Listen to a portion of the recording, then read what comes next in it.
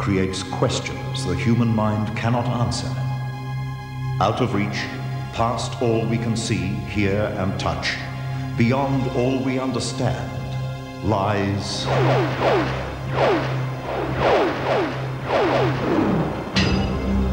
the extraordinary.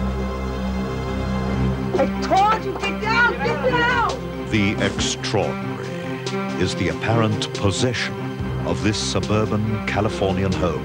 Put something around my neck. Ghostly images, photographed and videotaped. Images of the San Pedro ghost that have excited the scientific community.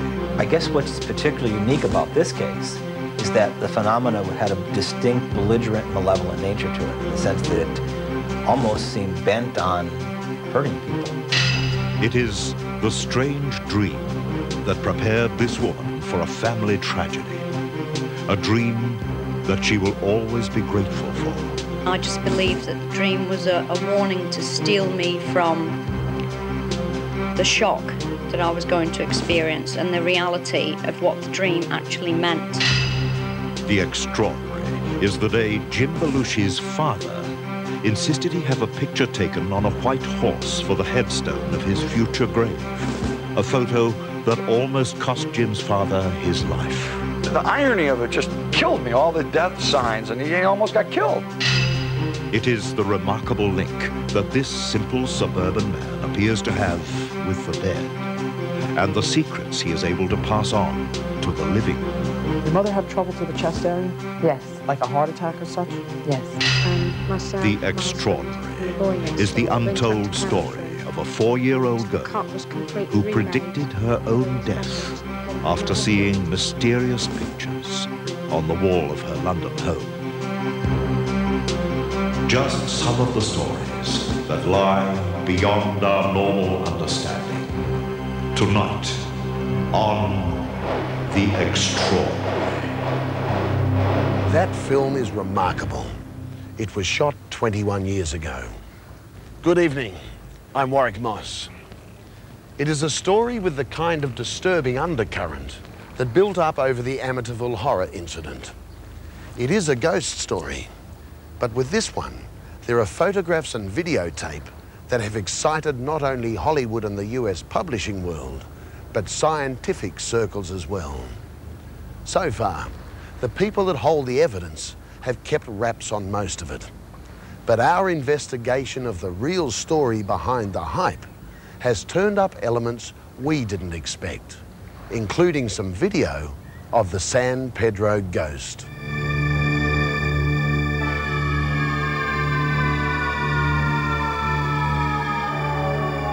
It is either the story of an exceptional haunting or an elaborate hoax. It happened here, in this drab turn-of-the-century bungalow at the edge of the harbour in San Pedro, an hour south of Los Angeles. At the time, it was the temporary home of 32-year-old Jackie Hernandez, who was separated, pregnant, and struggling to support herself and her 2-year-old son, Jamie. Circumstances some point to as the likely source of an overactive imagination. Like Amityville, the story embodies eyewitness accounts of foul-smelling bloody liquid oozing from walls, collapsing beds, ghostly apparitions, strange lights, and something extra. The first recorded attempted murder of a human by a ghost. The alleged victim was this man, Jeff Wheatcraft, a still photographer who was a member of a team that investigated the haunting. Wheatcraft is a former school principal with a master's degree in administration. Something did take me and put a plastic clothesline around my neck and pulled me to the side of the attic and hung me on a nail. It is this kind of testimony, photographs and videotape that has fired the imagination of publishers and movie makers. Jackie Hernandez's version of the haunting, the one that prompted the investigation, begins in 1988. She says it became a 3-year nightmare that involved not one, but 2 ghosts, one friendly, one vengeful. Her story came to the attention of University of California psychophysiologist Dr. Barry Taff, a long-time investigator of the paranormal. I guess what's particularly unique about this case is that the phenomena had a distinct belligerent, malevolent nature to it, in the sense that it almost seemed bent on hurting people. Taft teamed up Wheatcraft with a professional cameraman, Barry Conrad, a self-described cynic when it comes to the supernatural. I wanted to see proof. I wanted to see something that would convince me personally that the phenomenon was real. Now, I had read a lot of material about haunting phenomena. In the beginning, Jackie's haunting experience began mildly enough, with her cat chasing unexplained shadows in the walls of the bungalow. Then she began to hear voices in the attic. One day, she saw pencils fly out of a pencil holder. Then came the day of the ooze. Jackie was washing dishes with her babysitter, and suddenly, the blood-like liquid began seeping from the kitchen walls. When I pulled my hands out, the first thing, that's when it first appeared, was on my gloves underneath the water. I pulled them out and there was this orange stuff on them, and I didn't show Chrissy. I was thinking, I wonder what this is. My first thought was I cut my finger or something, but that wasn't the case. And I turned around to show her because it was all over, and then I noticed it was coming out of the glasses, it was coming off the walls, it was just oozing everywhere. When details of her nightmare came to the attention of Conrad and his colleagues, they were ready to categorize it with the thousands of other duds and hoaxes reported each year. We didn't expect anything to happen. You could go to hundreds of these cases and nothing would ever happen. Then they spent 2 nights in the house, and the San Pedro haunting was about to become legend.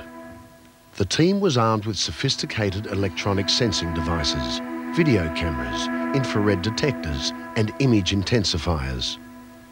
Early on in the case, some viscous fluid was flowing out of Jackie's cupboard, and we took some samples back and had it analyzed, and it was sort of a clear fluid with a orange fluorescence to it, and it turned out to be human blood plasma from a male, an older man.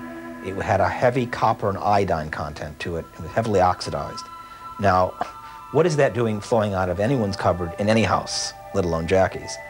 Even during their interview of Hernandez on the first night, Conrad and Wheatcraft heard furious banging and scraping sounds in the attic. The noise prompted photographer Wheatcraft to climb above the ceiling. Almost at once, his 35mm camera flew from his hands. I have the camera up behind, over my shoulder, and I'm firing 1, 2, and I remember firing into, I think it was the 3rd frame, and as I fired into that 3rd frame, I get this jerk of this camera being pulled out of my hands, completely pulled out of my hands. And you know, that's frightening because you know that there's nobody in that attic. The experience this night prompted an investigation of the Jackie Hernandez case that would last 2 years, for the ghost in the attic was about to go haywire. The second incident in the attic involved Wheatcraft again, almost as though the ghost had somehow singled him out as his target. Wheatcraft and another investigator had climbed into the rafters together. At first, they could see and hear nothing unusual. Then suddenly, in the darkness, Wheatcraft felt something around his neck and cried out. In the confusion, the camera flashed. And the next thing I remember is my neck is pulled over to the side near a rafter, 2x4 rafter, and I'm hung on a nail. I didn't know I was hung on a nail, of course, but I knew that there was something around my neck. And I knew that I had lost some time there because I don't remember anything being put over my neck or around my neck or anybody grabbing me or anybody picking me up or anything picking me up. But all of a sudden, there I was. All right? I told you, get down, get down! This is the only photograph of the hanging the investigation team has so far released. Put something around my neck. Oh, shit. Oh, my God. Jeff, get down right now. Oh, my God, I knew it when it was torn. Please, get down, please. What is this, Eric? I wanted to get the hell out of there, and I think the statement was when I got downstairs was, it's definitely raising hell. And it was raising hell. I don't know. Whatever it was vicious. Gary, get down out of there, buddy. Can you find my glasses? Gary, Jeff, Look at this. Jeff, turn the camera. Jeff, are you okay? Jeff, I'm fine. Jeff, tell me what happened, buddy. Well, I don't know, Gary. I told Gary that there was nothing happening up there, and he turned around and came. He was coming this way. All of a sudden, I feel this thing around my neck, and it's got me hanging, and it's pulling on my leg. Those that accept the Hernandez story believe that the ghost could be the spirit of a seaman named Herman Hendrickson, who drowned in San Pedro Harbor in 1930. Conrad believes that Hendrickson contacted them one night during a session with a Ouija board. So we tried it on a lark that night, and I have to tell you, it was an incredible experience. It was the most frightening experience that I had. What happened that night was right out of a horror movie. The room got extremely frigid, extremely cold. The table shook violently. This entity communicated in very clear sentences, spelled out very intelligent words. And he told us that he was murdered. I said, "Where did you die?" And it said, Pedro Bay. I said, "What year?" It said 1930. If Hendrickson is the vengeful ghost, who is the friendly orb of light that has so far acted benignly to both Hernandez and the investigation team? Jackie believes it is the spirit of the man who built the San Pedro bungalow, John Damon. Hernandez says both the friendly ghost and the vengeful one have left her alone the past 2 years since she settled in Los Angeles. She doesn't know where the bad one has gone, but believes the friendly one actually bid her a graceful farewell. Near the end of the haunting, Jackie says, the ball led her to the headstone of Herman Hendrickson in a San Pedro cemetery. It hovered above the grave for a moment, then suddenly disappeared.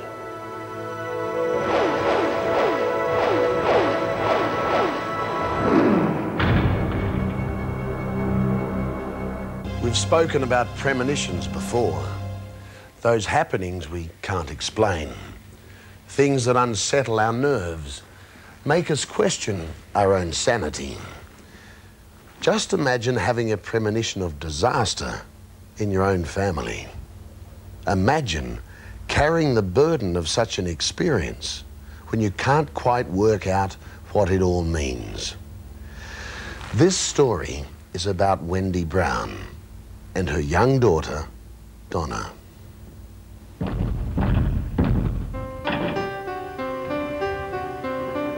A dream. One of those fragments from the subconscious which are unnerving and which cannot be explained. You've done a prayer, Mom.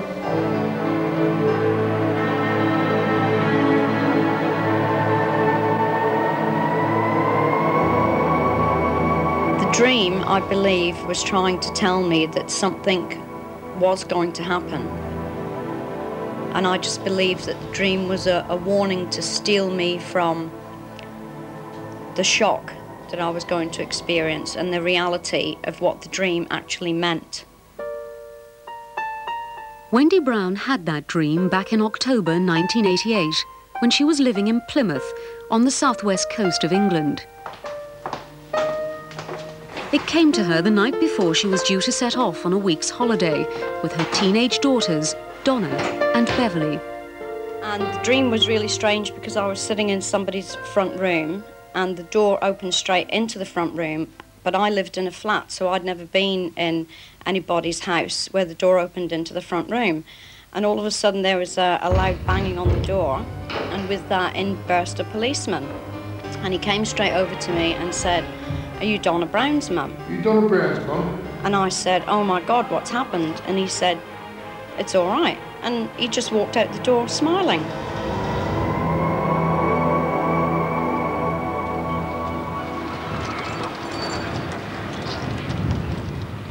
Wendy's daughter Beverly still lives in Plymouth.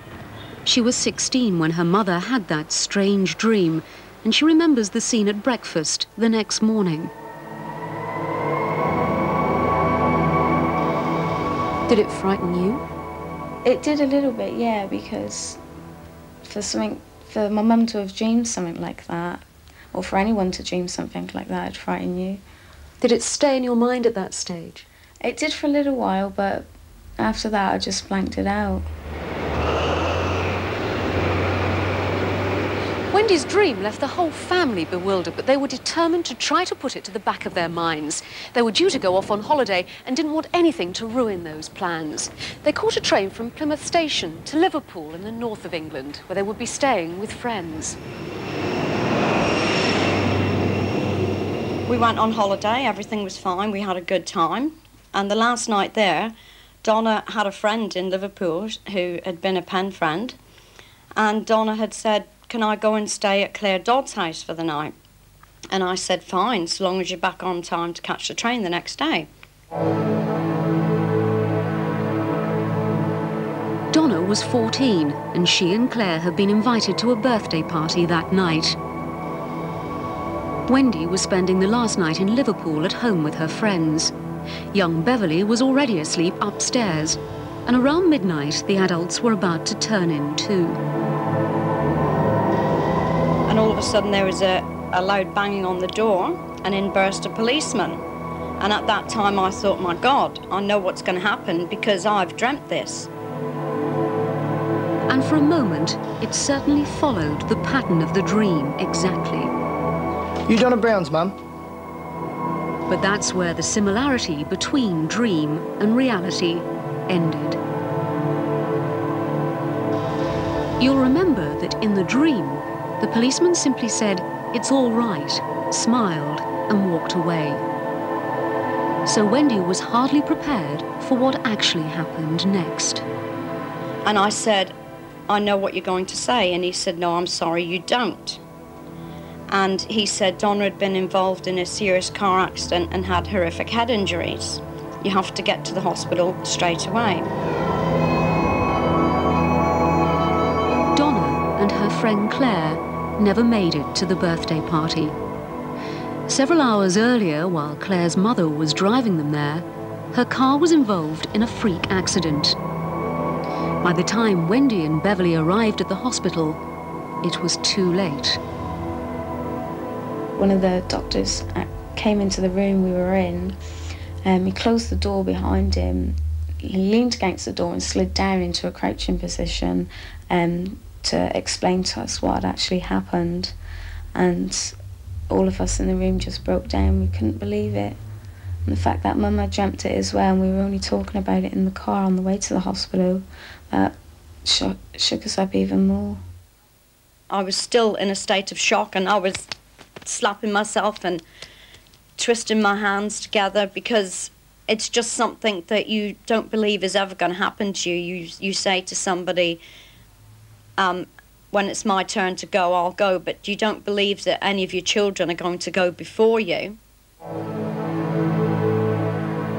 A ghastly crash that claimed 3 lives just a matter of days after Wendy's mysterious dream. A dream that in some respects proved to be so accurate. You Donna Brown's, Mum? What was really incredible is that the policeman in the dream, who was well over 6 foot, was the exact same policeman that came through the door in reality. Both very tall and both had fair hair.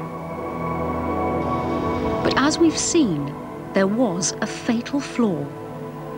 Unfortunately, on the one crucial point, the vision and the actual event did not match at all. Donna was my sister. She was also my best friend. I think if we had taken more notice of the dream, we would have been able to heed the warning and maybe have prevented it, and maybe she'd still be alive today. Although Donna's death came as a big shock, dreaming that dream previously allowed me to accept the fact that she was dead much more easier than what it would have been if I hadn't had a dream to warn me of the situation that was about to occur.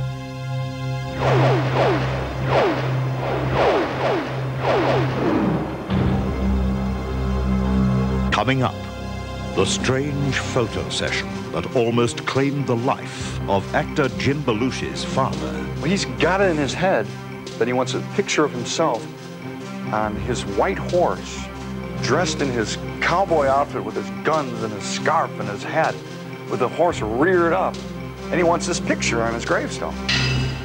Secrets from the hereafter. George Anderson, a simple man who appears able to talk with the dead and relays secrets he would not have known. You might also feel you didn't have a chance to say goodbye to her. But don't let that bother you. She says that she has not left you. She is not with you physically, true, but she is emphatically with you spiritually. And the story of 4-year-old Tracy, who predicted her own death in a motorcycle accident after seeing strange pictures on the wall of this London house. What do the pictures show? A man in black on a bike, and she said this bike was going to hit her and she couldn't get out of its way. Hollywood actor Jim Belushi is shy about personal interviews. He's been burned too often by questions about his famous late brother John, who died before his time in the fast lane of excess and drugs. But Jim is the antithesis of that legacy, a serious artist with a rare, gentle sense of the meaning of life. In recent years, Jim Belushi has established himself as one of Hollywood's A players, with starring roles in movies as diverse as Curly Sue, Traces of Red, K9, and the new miniseries Wild Palms. We spoke to him at his elegant home in Los Angeles. But as you'll be able to tell from the story he told us, neither Hollywood's bright lights nor its darkest moments have dimmed Belushi's simple appreciation of family life and values. It was an ethnic household. My father came from Albania, and my grandmother lived with us, and there was another language being spoke. And so they cooked liver and onions and very bizarre kind of foreign foods, and then I would go out onto the street into this American lifestyle where people's parents spoke English, and they made regular meatloaf. And so I kind of lived in two different worlds in a way. My grandmother was probably one of the, lightest people I had. The white light, the giving, the commitment. She always put her ego aside and committed to the needs of others. And got nothing in return except for in serving. And I'm trying to move my life away along those lines now too. And it keeps the circle going. It keeps the circle of light going. Belushi's sister is also very spiritual. In fact, she is a psychic. My sister's great. My sister has the most positive energy, white light that comes from her. My sister's a famous psychic here in the United States, and she reads cards. Now, she doesn't read tarot cards because she believes there's an evil side to that. She just reads playing cards. She won't read our cards because she read my mom's cards and saw her death. And my mom died shortly after that of cancer. So she won't read our cards. But she'll do this question-answer one with me. I shuffle the cards and I mix them all up with my right hand. I ask a question, take 5 cards and lay them out, and she can answer the questions for me. I definitely believe in God. When my son was born is when I really believed it. I mean, I always kind of believed that there was a God and stuff, but I kind of was in control of my own life at that time. But then when I saw the birth of my son, I went, oh, God, this is a miracle. And that kicked in the commitment. Yeah, I believe in God's will, that things happen for a reason, to learn a lesson, to grow, to be brought along. Have you ever had any feeling that you were able to be in communication with anyone who's passed on? No, not really. I believe that that communication is within, In our religion, they say that, there's all kinds of things that happen for 40 days. I don't know why they pick 40 days, but after someone dies, that their soul is around for 40 days and then it leaves, you know. And, you know, kind of went along with that. But I do believe that if you go along with that premise, you know, what I believe that is that soul, if there's a tragic death, that soul, someone told me one time that those souls hang around the earth for years because their souls are so, they're just taken off guard. And it could take 5 years for them to move on to the next place. And I thought about it, and what I really thought was it takes 5 years for the people here to let go of their soul. And I think it's more about people here on earth letting go of the soul, letting go of the spirit, so they can become a better person and closer to God and closer to themselves. But it was a conversation about death with his aging father that Belushi said led him to an insight on the ironies of life. So my father, he's older, you know, he's 76 or something. And he loves horses. He thinks he's John Wayne, you know. And so he's got it in his head that he wants a picture of himself on his white horse, dressed in his cowboy outfit with his guns and his scarf and his hat, with the horse reared up. And he wants this picture on his gravestone. And I said, no, Dad, don't worry about it. Take your time. Well, he was stubborn. And he had this whole thing in his head. And he laid out all his stuff the night before. And he dressed up and he went out and he sat on this horse. It's a white horse, which is a white horse is a symbol of death, right? He's taking a picture for his gravestone, which is another symbol of death. He's sitting on the horse, and a helicopter called Life Force, which is an ambulatory helicopter, flies over while he's taking the picture. The horse gets spooked, throws my dad off the horse, and my dad broke his shoulder, 3 vertebrae, 6 ribs. And the irony of it just killed me, all the death signs, and he almost got killed.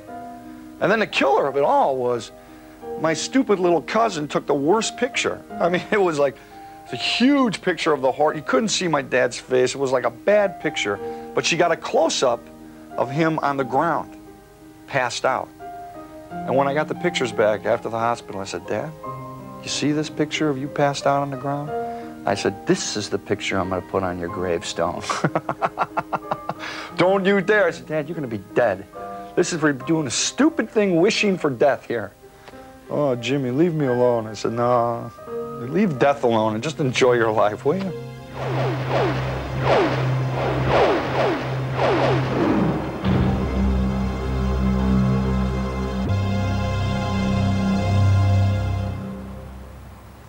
Four weeks ago, in the first episode of the series of The Extraordinary for this season, we witnessed the remarkable ability of a man named George Anderson. Thousands believe this simple suburban man may be the link between the living and the dead. Scribbling randomly on a notepad, he conducts sessions with people mourning departed loved ones. Our story brought enormous response from viewers, and tonight we take another look at one of those sessions. Anderson is a meticulous man who lives in an average suburban house on Long Island in New York. The ordinariness of his daily life belies the fact that he is the subject of 3 books, and there is a 2-year waiting list of people desperate for an appointment. One of the women in his waiting room this day is Linda. In a series of tests conducted by The Extraordinary, Linda is the second. She has waited more than a year in the hope Anderson can contact or receive a message from her departed mother, Helen. She is neither a believer nor a cynic. She says she simply wants to see what happens. George Anderson has never met her and has been told nothing about her loss. The session we will see here is as it happened. Any editing is for time purposes only. Linda Schrenk lost her mother Helen to a heart attack in 1990. As inseparable as they were in life, Linda has felt bonded to something in the hereafter. She's become increasingly nervous and apprehensive after several hours in the waiting room. Before meeting George, she talked to us about her mother. She was 66. She was energetic. She was loving. She was full of life. There's a big void in our family without her. She was the sweetest person. We were very close. You know, very close, like sisters. You know, we got along really good. I talked to her every day, most of the time. That's what was the hard part after she passed away. Go to pick up the phone and realize you can't call anymore. You know, there wasn't anybody to talk to. It was a void. It had been particularly hard on Linda's father, who sank into a deep depression. I had a twin sister. She's dead. She died 3 weeks after she was born. Yeah. But I don't know, with my mother dying, it just like brought it all back to my father. You know, he had flowers sent from the baby. I hope that I can relay to my father that my mom's all right. She's happy. I would love to hear who met her at the other side, that she's at peace. That I'm sorry that I didn't get to say goodbye. This is what took place when Linda finally sat down with Anderson. She says, Mom, your mom? Mm-hmm. Okay, your mother keeps saying, sister is with me, sister is here, and I'm like, yeah, okay, you know, I'm trying to think, is it her sister or whatever? And then when I said, why does she keep saying sister is with me? So it's obviously your sister. Yeah, because your sister claims that she's there to welcome your mother into the light, that she's there for her. So again, your mom just wants you to know that she's all right and at peace. You might also feel you didn't have a chance to say goodbye to her. But don't let that bother you. She says that she has not left you. She is not with you physically, true, but she is emphatically with you spiritually. Your mother very devout? Very. Because she certainly likes what's in my room. Very devout. Your mother have trouble to the chest area? Yes. Like a heart attack or such? Yes. Because it feels like there's weakness in the chest and the breathing. Your dad having trouble with his health? He is. Because she keeps calling out to him, not that she's calling to him to join her. She just calls out to him in concern that there's expressed concern with his health. She calls to Anna, and also the same thing, there's a concern with health. Mm-hmm. So it's like, please tell you I've heard from me, but she states a concern with health, tells her to watch where she's walking. Mm-hmm. More because her brain's ahead of her body than anything else. Also, Helen? That's my mom. Oh, thank heavens. She says she works with children in the hereafter, like following almost in the same line you do, not that they're necessarily handicapped, but helps them to cross over. But she said about being very good with children, so that's probably yourself. She always told me that. She just wants to let everybody know that she's all right and at peace. Please tell me you heard from Mom, you heard from Helen. You worry too much, she says. And when the water's calm, you're afraid, where's the shark? So she says, try to put yourself at peace. Like you worry because you didn't have a chance to say goodbye to her. Oh, you should have been there when she passed on. Oh, she had a lonely death. You're putting all these ideas in your head that just are not true. And your mother, again, says, once and for all, put yourself at peace. She knows that you love her, and that's what's important. Because not only you, mother and daughter, you're good pals. That was right. You know, unfortunately, you lose your mom, but you lose your best friend also. Immediately after the session ended, we spoke to Linda. She believed that Anderson had indeed contacted her mother, and there were certain details she felt gave him great credibility. He mentioned that Linda's mother was with Linda's twin sister. She said that she was with her mother and with my sister, who had passed away when she was a baby, and that all through her life, she had felt this stress of losing a baby. And I know that my mother felt that way. Linda was also impressed with Anderson's accurate description of her Aunt Anna. I have this one aunt that she's just clumsy. I mean, she just is always falling, you know. And in a joking way, she told my Aunt Ann to watch how she's walking, that her brain moves faster than her feet, and that she should start being a little bit more careful. And finally, she was touched and comforted by the message from her mother. All I can say is that I felt like it was coming through her, especially when she started talking about my job and the work that I do with kids, and that she's doing that now. Definitely, because that's one of the last things that she said to me when I talked to her right before she passed away, is how she admired me for my job that I was doing. So it was definitely coming from her. Was there contact between the living and the dead this day? Linda believed there was. Whether it's true or not, she says she came away from the session a happier person than when she arrived. I just feel more peaceful, that she's okay, you know, and that I did everything I could.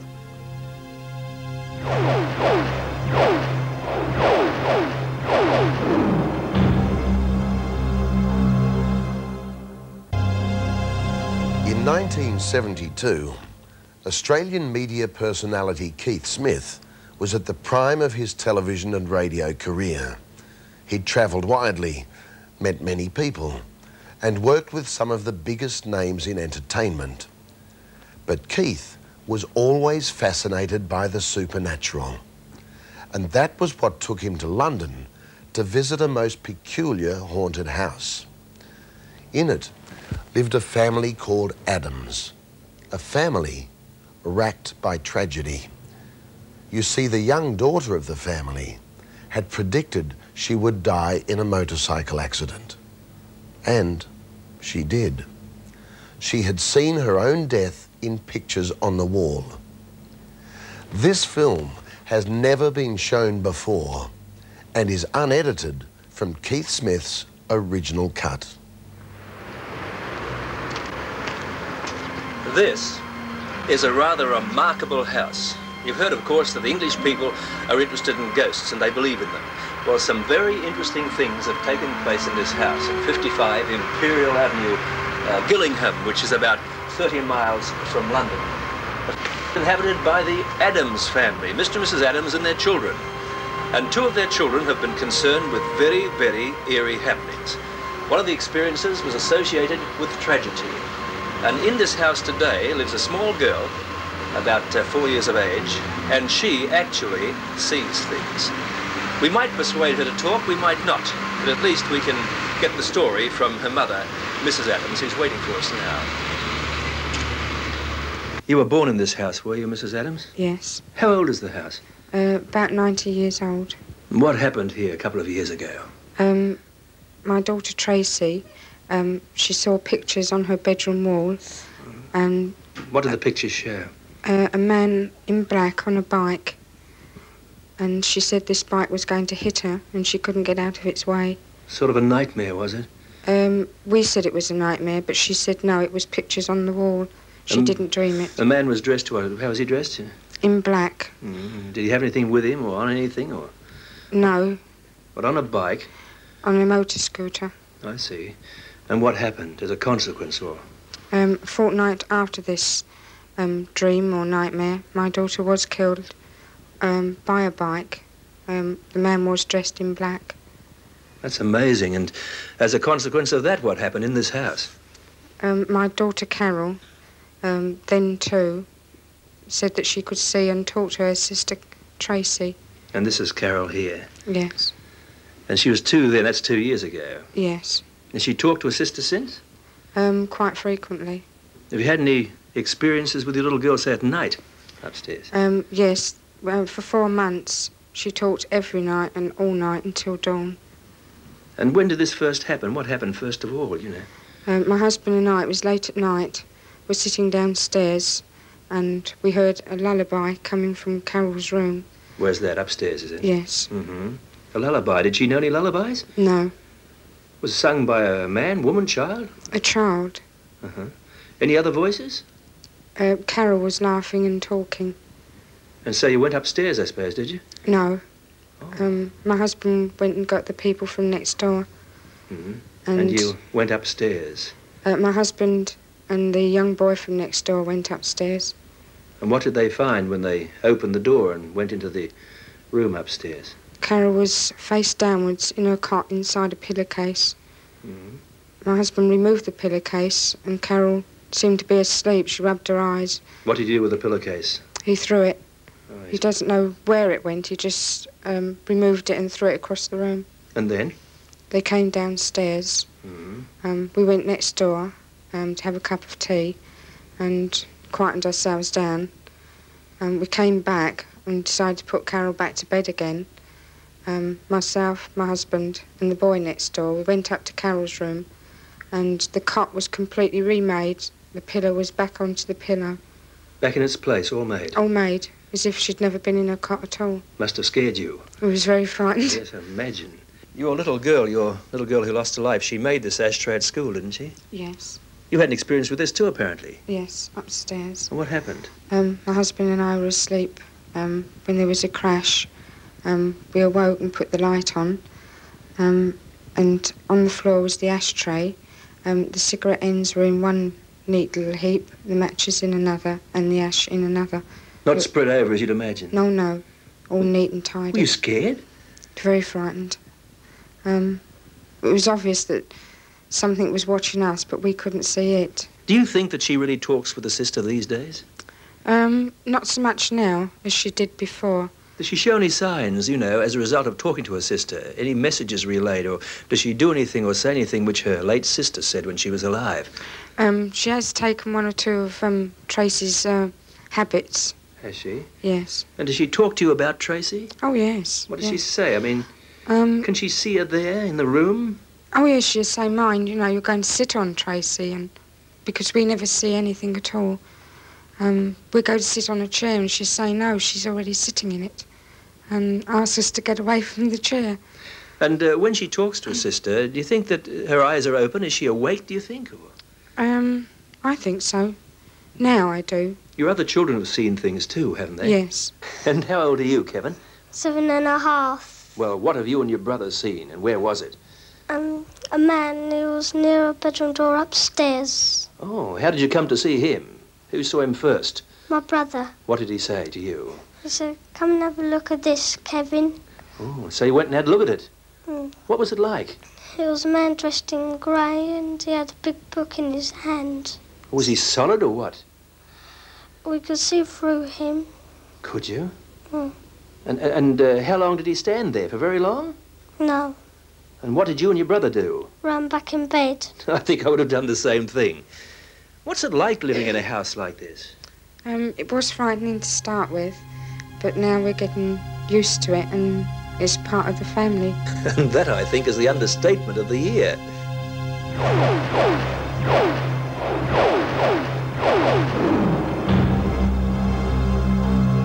John Newcomb will never forget the night before the opening ceremony of the 1984 Los Angeles Olympics. That was the night a strange image of his best mate came to visit. As it turned out, it was to say goodbye. 4 days later, I was out at dinner with a friend, and I started telling him about this story. And I got halfway through the story in the middle of the restaurant, and I just started crying. It was about 15 minutes before I could stop. And it was like a grieving came out from me. John Newcomb, with an untold story, next week.